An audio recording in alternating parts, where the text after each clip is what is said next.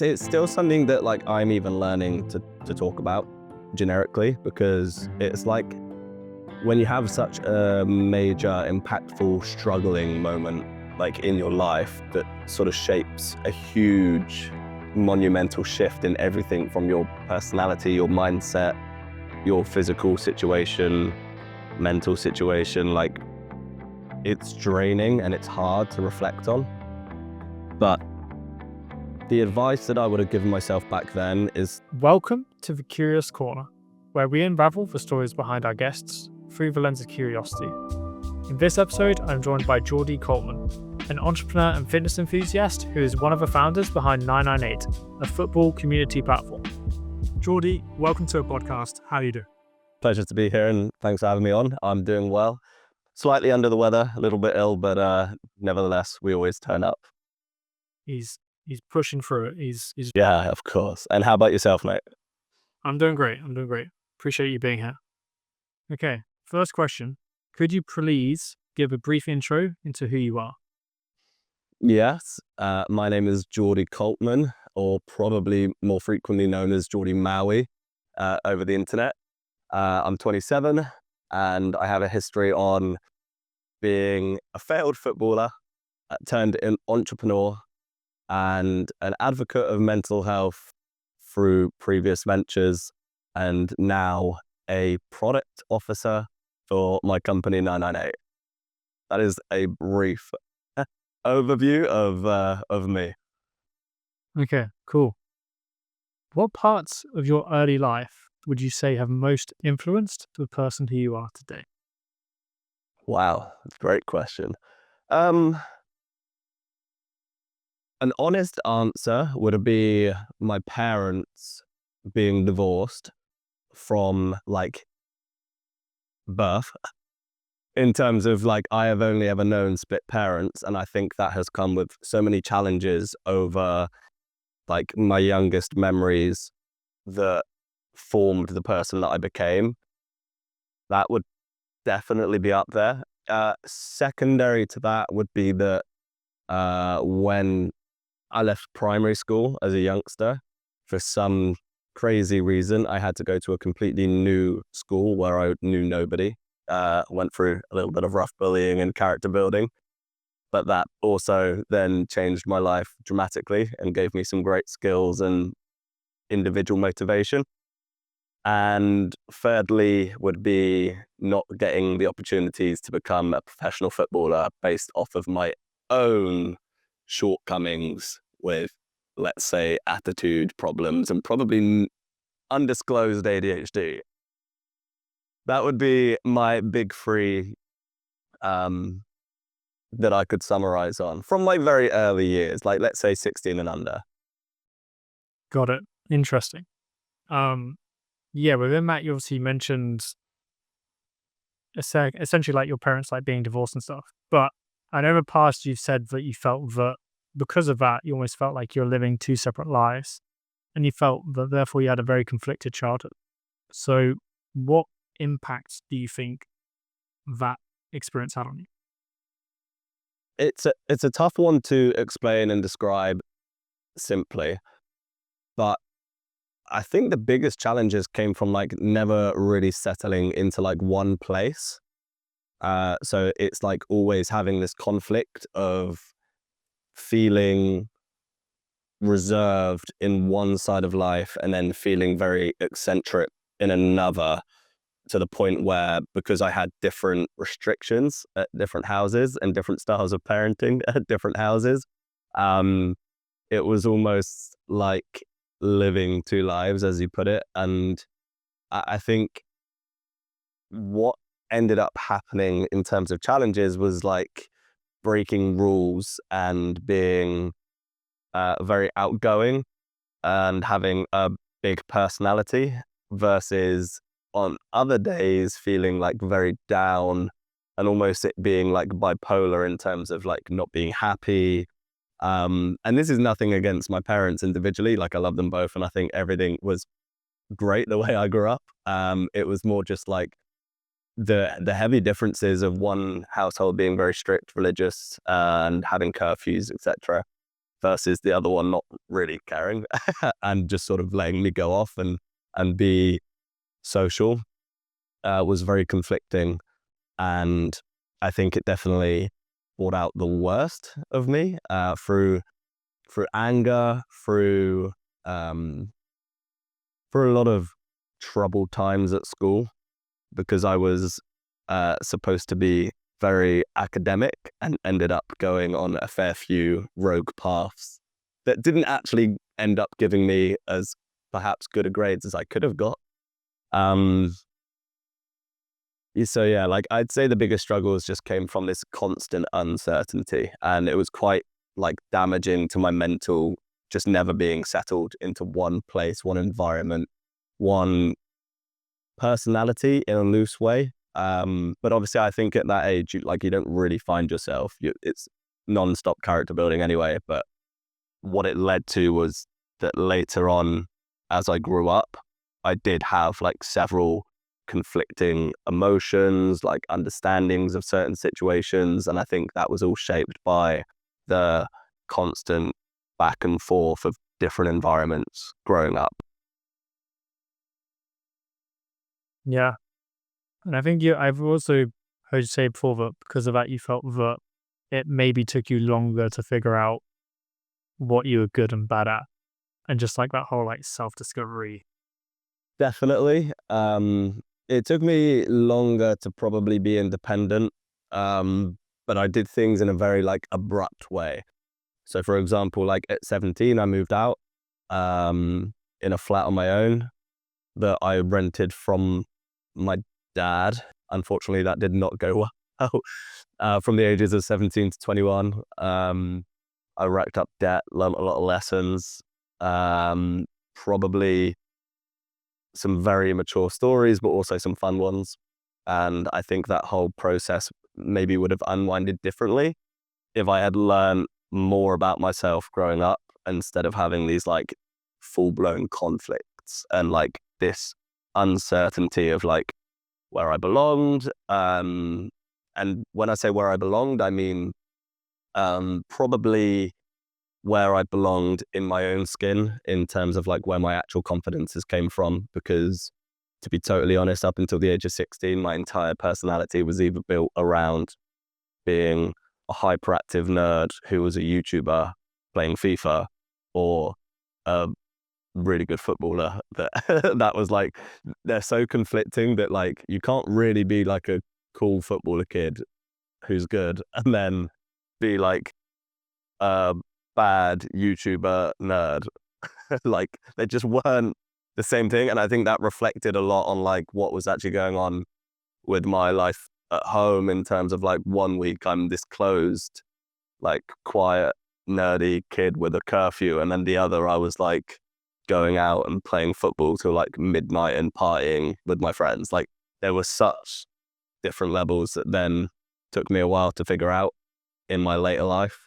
And I say later life, like 17 to the age of 21 is obviously a long time. That's like a 4 year period, but I somehow squeezed a lot of life experience into those 4 years through jobs, experiences, and havoc, to be totally honest. And we'll throw in a sprinkle of like a mental health breakdown in there as well, just to just to make it interesting.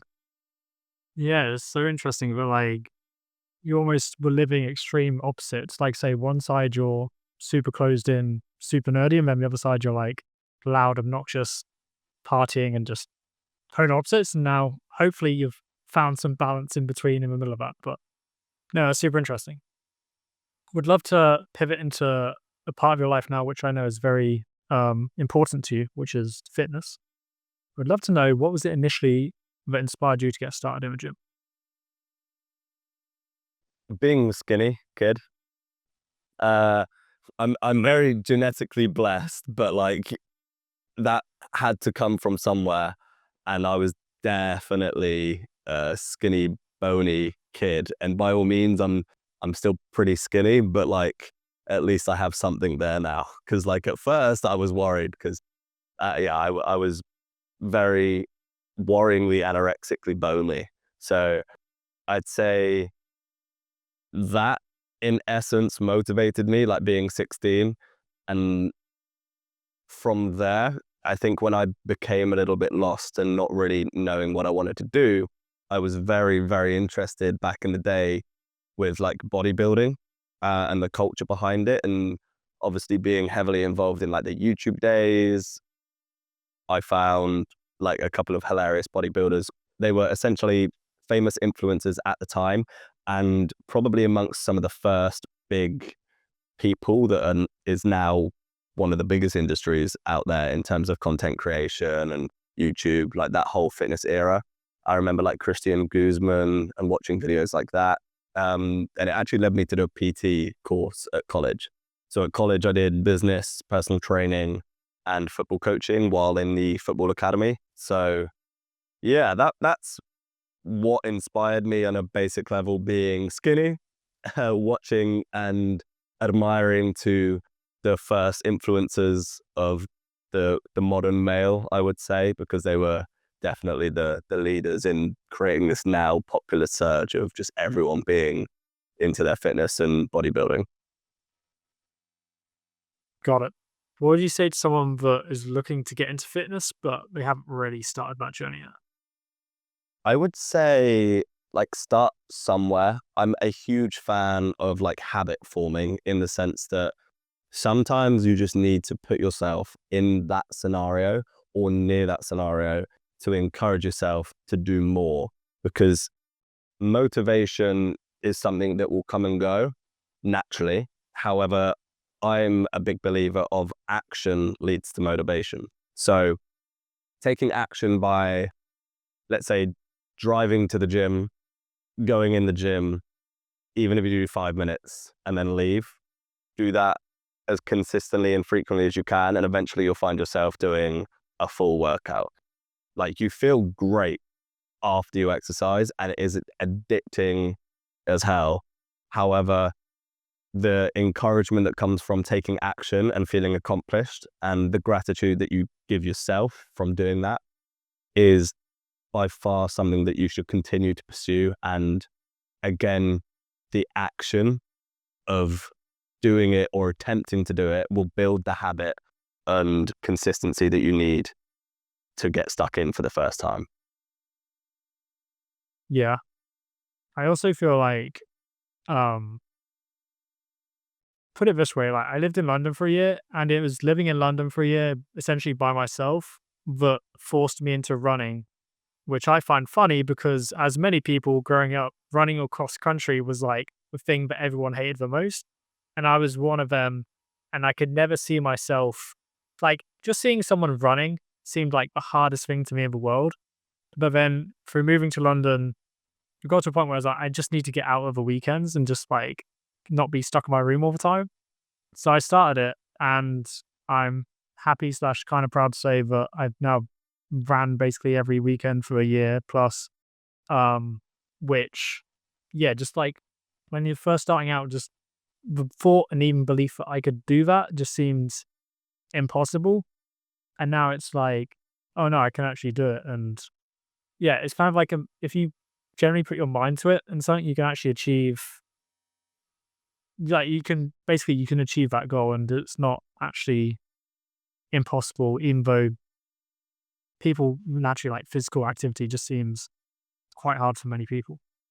Um, Yeah, 100%. And congratulations, by the way, because it is like, it is tough. It's tough to get into it. It's tough to keep going. But again, it's that consistency and like the action that you take leads to the motivation to keep doing it. And then you get the gratification of like, I am doing it. I'm still doing it. It's fun. I enjoy it. Maybe not fun all the time, but like you still get through those gruesome ones, right?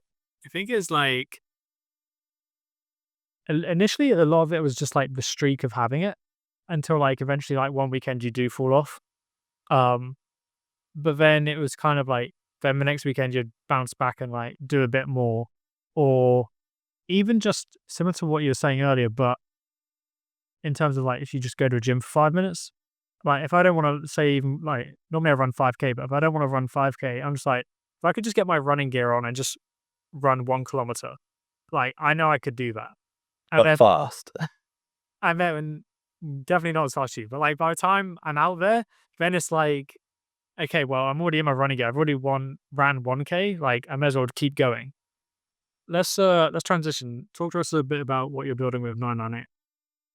Yeah, of course. So 998 is my proud little baby that I'm working on with four amazing co-founders in Julian, Andrew, and Josh.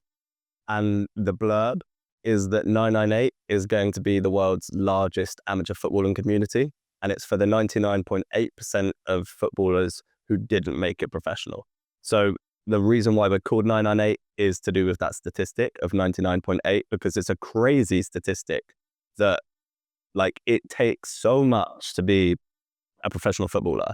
And professional footballers have the ability to swap shirts with other famous footballers. They have the ability to track every single statistic down to probably how many breaths they took during a game and how many accurate passes, etc.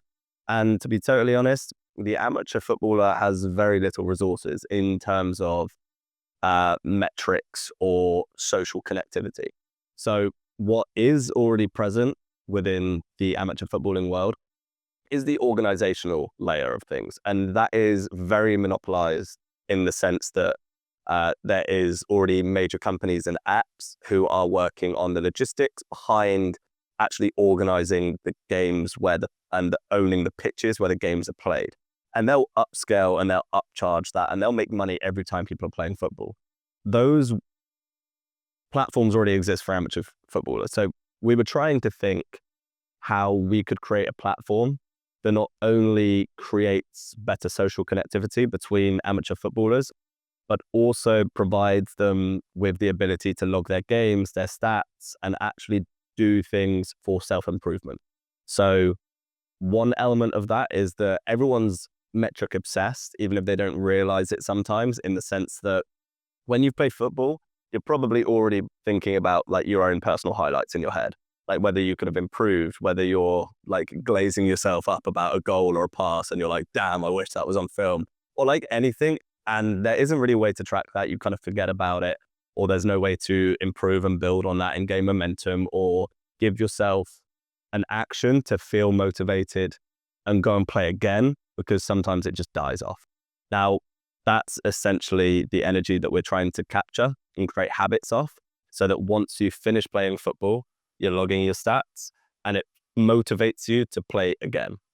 So that's the supporting feature, if I put my product brain on, that we're trying to build. And the main North Star metric for us is what's called jersey swaps.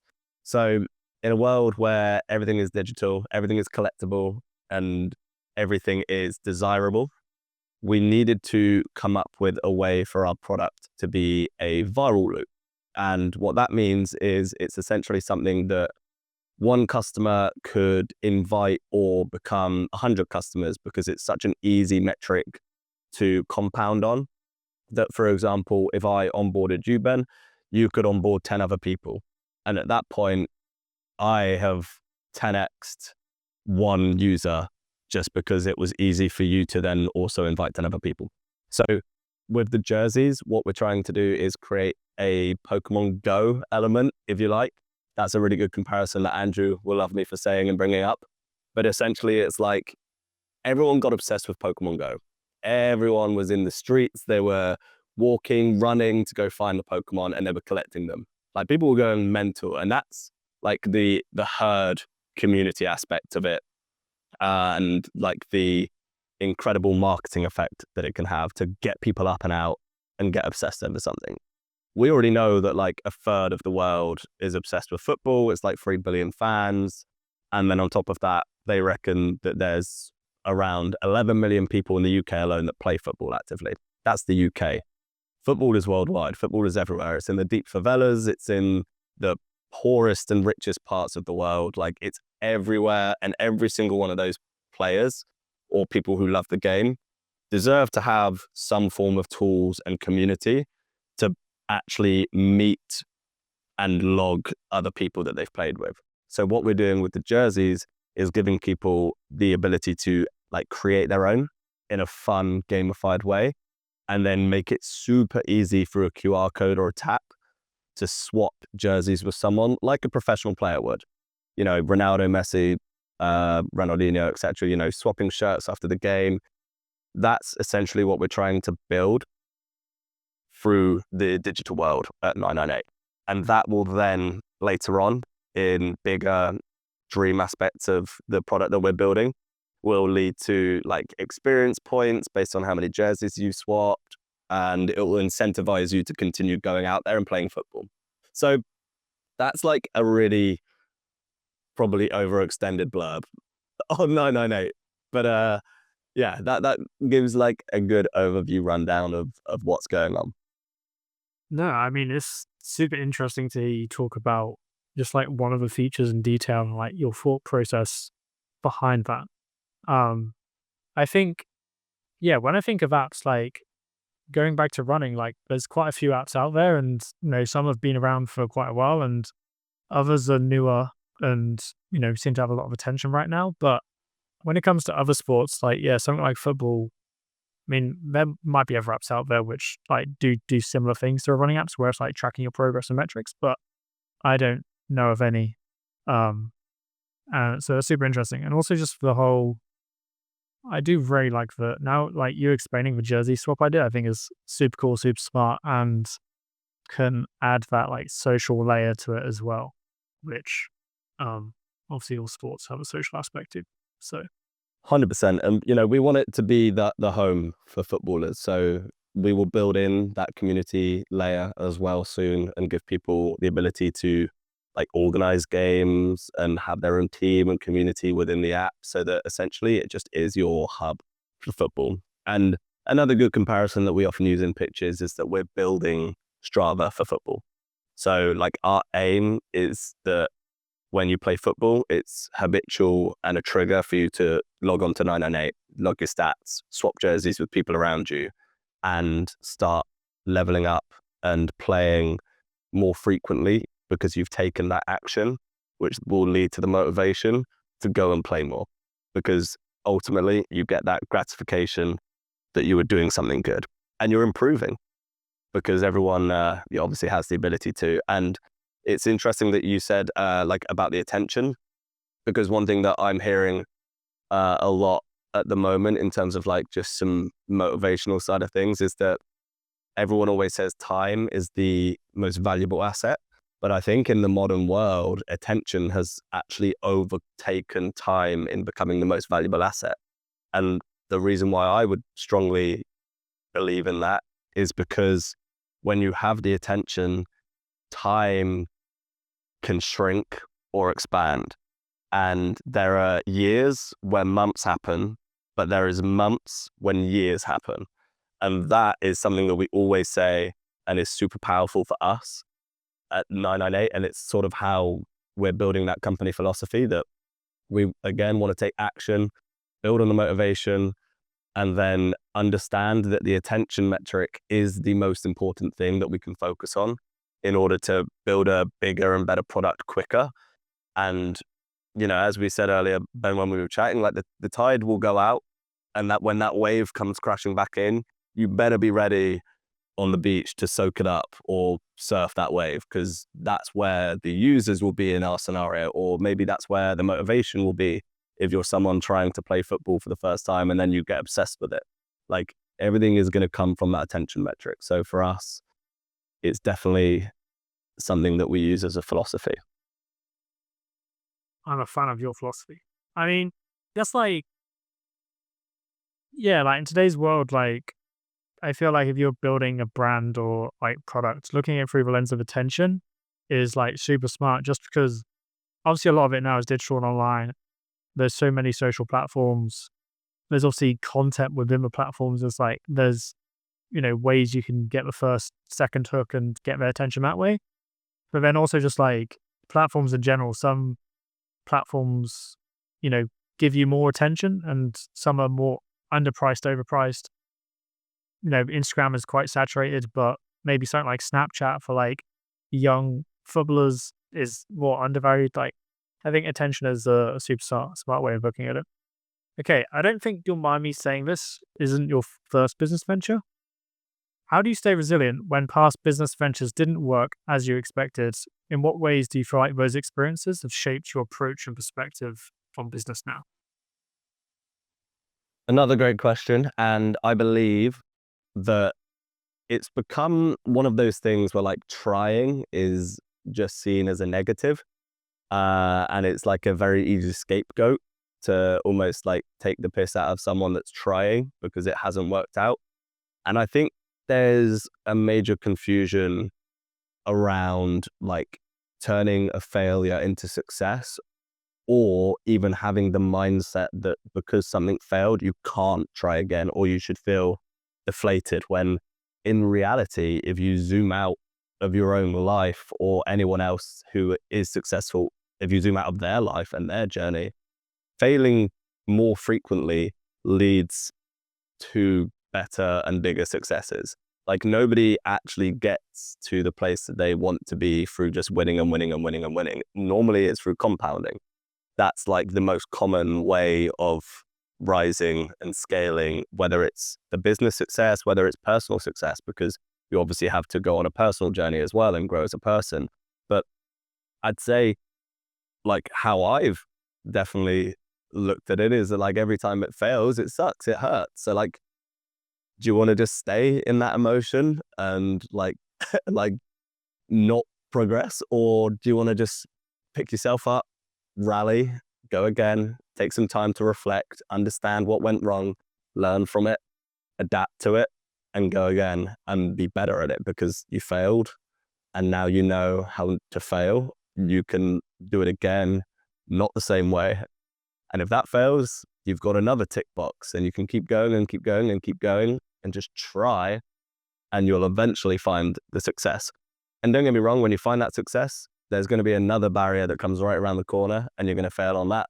Or imposter syndrome will kick in and you'll be like, damn, I shouldn't have been successful.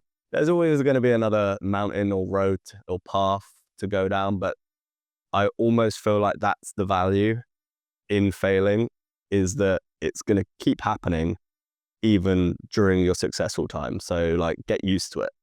That's like, that's life. that's part of the journey. And I think one of my favorite things ever as another philosophy is that video of like all the famous actors talking to each other. And I think it's like Tom Hanks and he's like, this too shall pass. Like you failed, it'll pass. You're at the top, you're successful, everything's going right, that'll pass. There'll be something that comes and hits you in the face tomorrow that like completely ruins your mood. And like all of these amazing metrics just don't matter.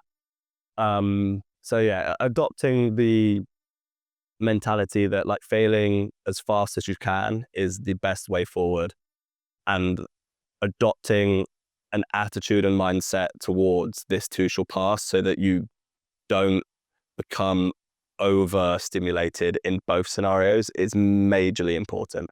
And again, that will come from failing. Like learning how to deal with both heightened ends of the emotions will come through failing to be too excited and failing to be too depressed and upset about it.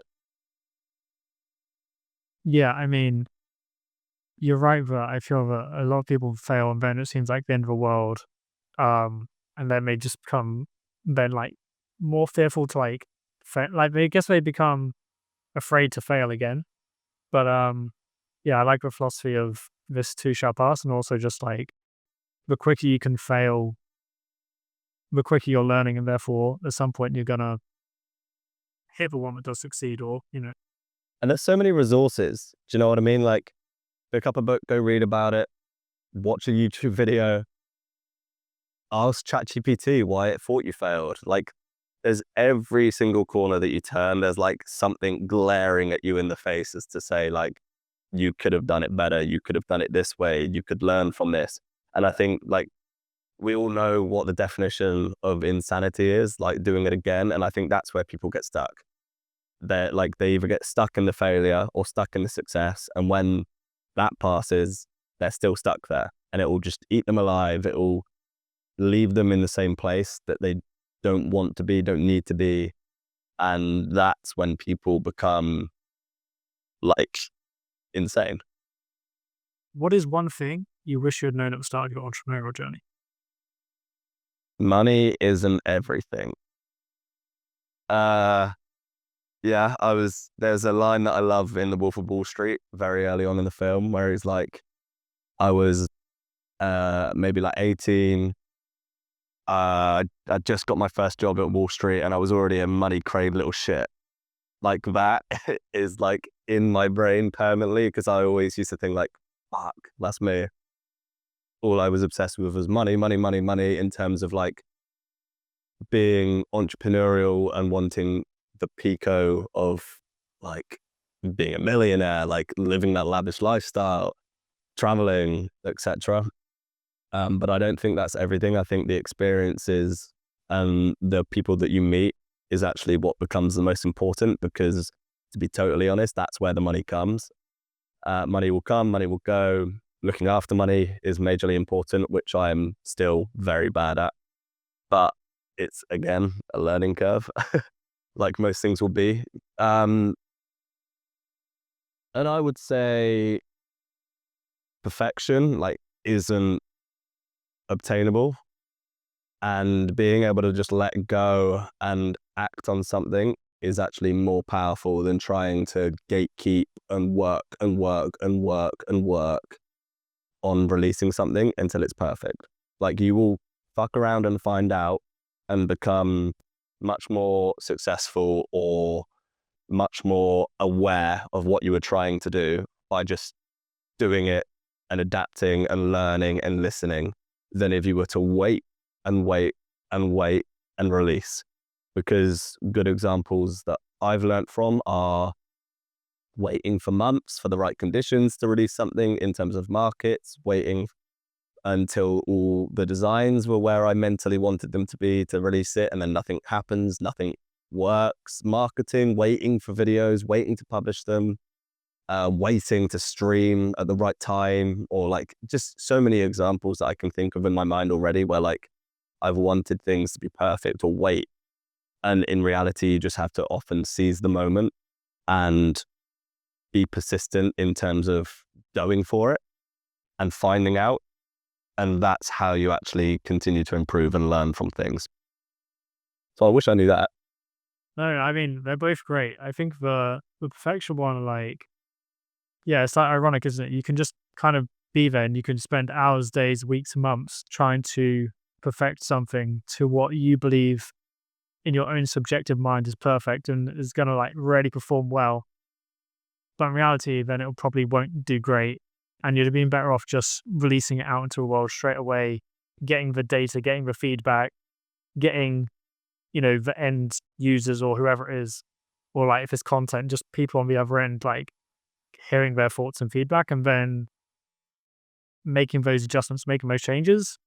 And if you do that like 10, 20, 100 times, you would have came up with a lot better product, content, whatever it is in that time versus the person that's still trying to perfect it. And yeah, And even then, you're still probably going to fail at some point. Like, that's the greatness of it. it's the mentality of like failing fast versus the person that's, yeah. 100%. And there's great examples as well of like, uh, I think it's a very British thing, and Ricky Gervais says this in a like funny comedy sketch about how like it's very British of people to like want the underdog to do well, and the second the underdog does well and they get success, they hate them. Like, oh, you're too big for your boots. Like, we hate you now. Like, that's such a British thing, but it works in the context of what we're talking about because like you still have to be persistent and persistent and persistent to learn. And then when you learn and you do find that success, there's still going to be something shitting on you and showing that you're failing, etc. And you just have to keep being persistent and growing from it and learning from it. And all the time, closing out the noise. Yeah, there's a lot of noise, especially in today's world. Yeah, so you got to block that out.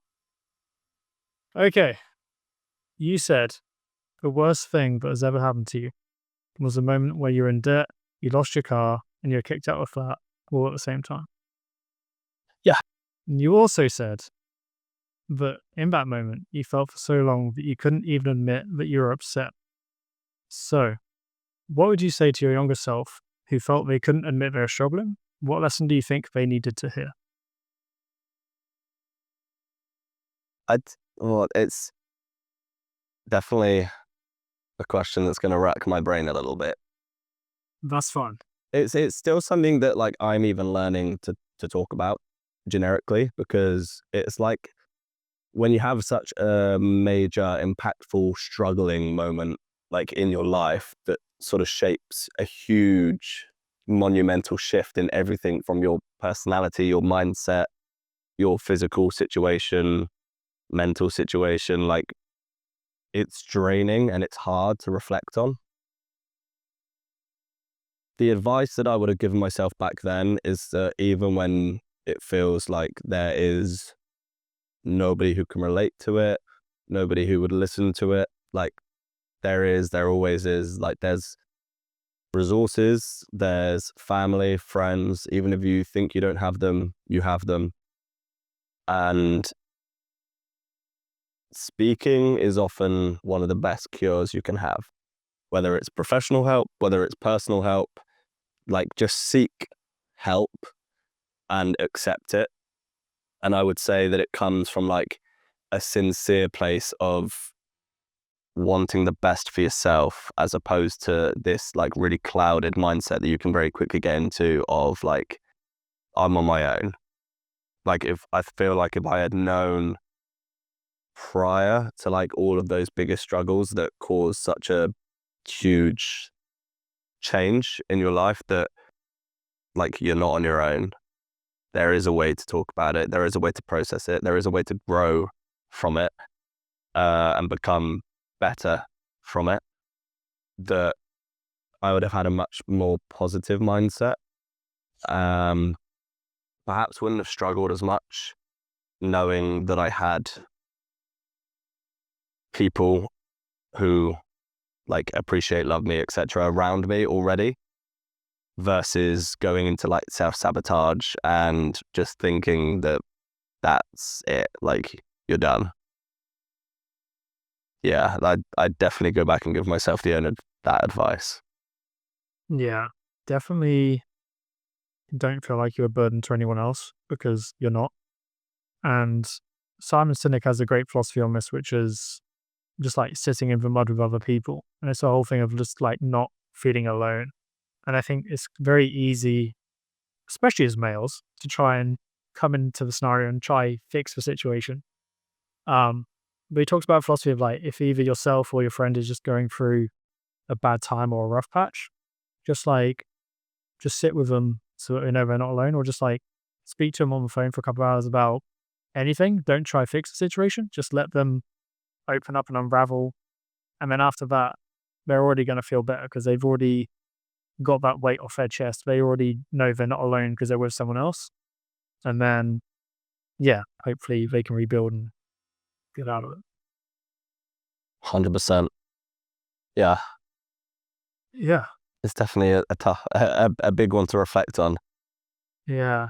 Fortunately, you bounced back from that moment to where you are today. And along the journey, you've often described yourself as having a fighter mentality. So, where do you think the fighter mentality comes from? Is there a specific experience or person who you feel has inspired that to develop that level of resilience? I'd say my mum, like I'm very much eccentric like my mum and very thoughtful like my dad. And there's a very obvious reason why that is a conflicting thing. Yeah, I'd say that like the fire within me comes from both, but I'd say the fight comes from my mum, purely based on like,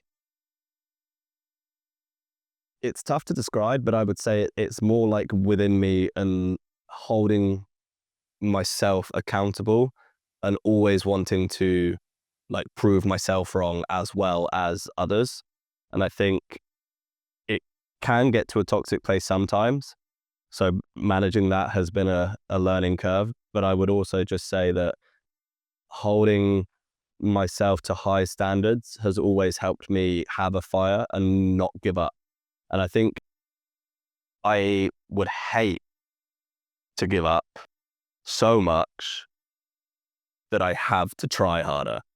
And that's like maybe toxic, but as I said, like I've had to learn to control that and learn when to feel that and bring it out. For example, like football was a really tough one for me growing up. Like I was told several times that I had a lot of attitude problems, in the sense that like sometimes I would care too much or like be too crazy with it. And nowadays, like I'm very relaxed and very minorly competitive, and it very rarely is something that I would get angry or feisty about. But like back in the day, maybe when I was like 14, 15, 16, it was a problem. But yeah, I would definitely just say that it comes from setting as high a standard as I can for my inner self, and knowing that I hold myself to that level, to the point where I would never quit and never give up, because I just want to be better than even the person that I imagine myself to be. So it's a constant challenge of one-upping myself. Got it. Okay. Interesting. But yeah, it comes from my mum, I would say. The fire and the fieriness comes from my mother, I would say, but it's probably heightened by some undiagnosed ADHD. Got it. Yeah, and also like the competitive side, like, yeah, like, hey, your competitive side's good. Like, you should care that you're winning or losing. Like, if you're not playing with people, it's like the easiest comparison would be like if you play a sport or you're in some form of tournament and competition. If the other people don't care about the outcome, then it's no longer fun. Like, the thing that makes it fun is that people are competitive and people want to win. Like, you don't want to play with anyone that isn't bothered about winning. Like, what's the point? Anyway, okay. Final question: what is something people value that you no longer value? Maybe materialistic things. That's probably the only thing I could say. But like, I still like to buy nice things. Are you buying them for yourself, or are you buying them for the flex and to communicate to other people that look at me? Now, myself, but maybe prior, when I made a little bit of money in the last crypto bull run that I don't have anymore, for clarity. Like I would have been buying like Balenciaga shit, but like I didn't even like that. I just bought it because it was expensive. Whereas now, like for example, Off-White has always been one of my favorite brands. Virgil Abloh was a huge design inspiration for me. And like I bought like a new Off-White t-shirt the other day for the first time in like 3 years, but like an individual item. But previously, now that means I value that personally, whereas previously maybe I would have valued it as a different element. I think there's something. I think there's something there for sure, because even like that whole mindset and philosophy stems back to the whole, like essentially being willing to quote unquote fail in front of others and not overvaluing their judgment or opinion on it, and just like, as long as you know within yourself that, yeah, like I'm buying this for me, or yeah, like they think that I failed, but like I know deep down that I'm the underdog and I'm gonna, one day like one of these things is gonna work. And yeah, okay, we'll wrap things up there. Jordy, thank you very much for coming on today and for the open and honest conversation. If anyone listening, if you want to follow Jordy's journey more closely, then links to his socials will be in the description. And yeah, thank you once again. Yeah, thanks for having me, man. It was a great conversation, and we'll do it again. Thanks for tuning in. If you enjoyed today's episode, make sure to follow us, to leave a review, and to connect with us on our socials.